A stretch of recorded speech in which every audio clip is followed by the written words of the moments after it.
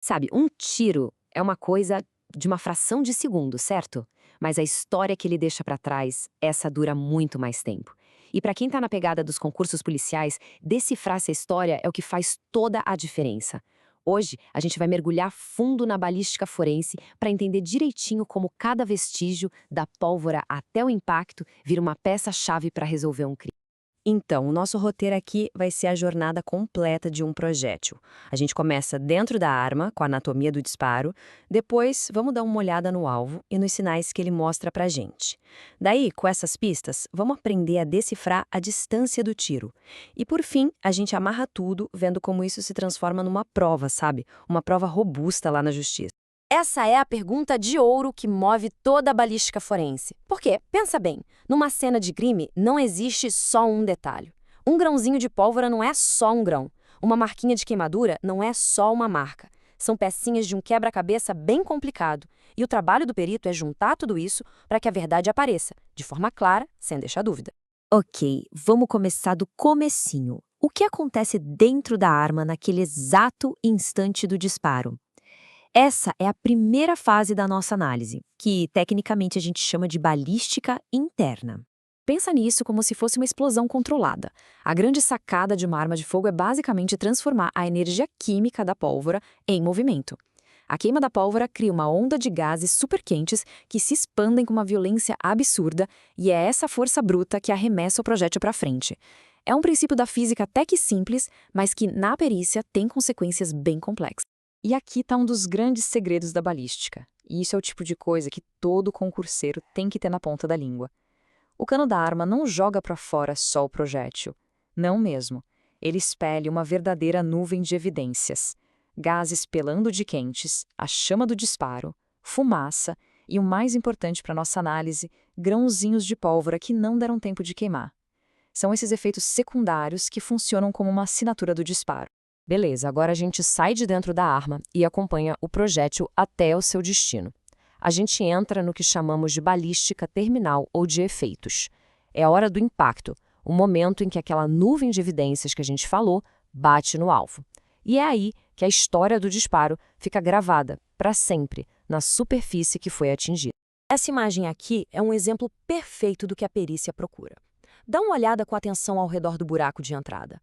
A gente não vê só a perfuração, a gente vê um conjunto de sinais, a tal da tatuagem, a queimadura, que contam uma história bem específica sobre como aquele tiro aconteceu.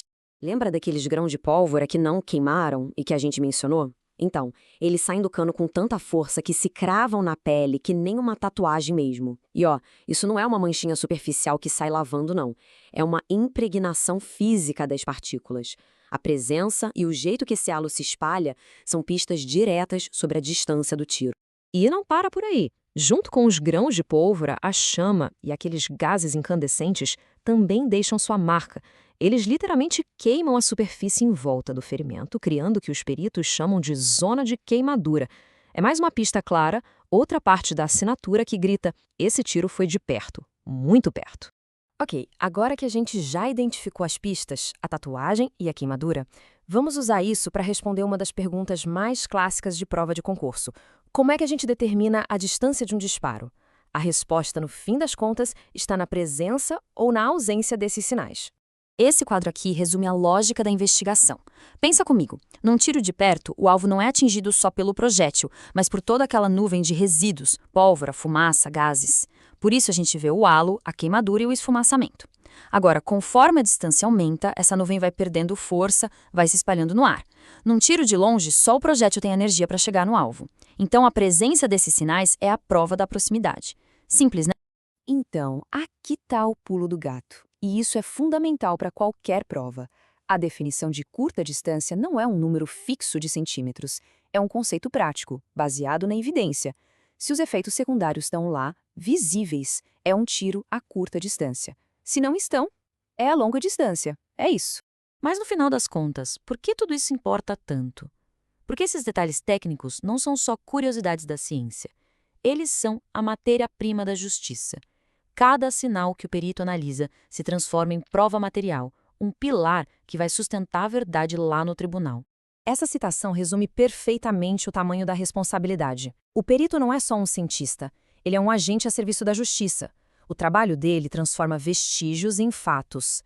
E são esses fatos que dão para o sistema legal a base para tomar decisões que afetam vidas, famílias e a segurança de todo mundo. Fica aqui uma reflexão para a gente fechar. Como é que um detalhe tão pequeno, como os grãozinhos de pólvora que formam um halo de tatuagem, pode ter o poder de definir o destino de alguém? Essa é a força da ciência forense.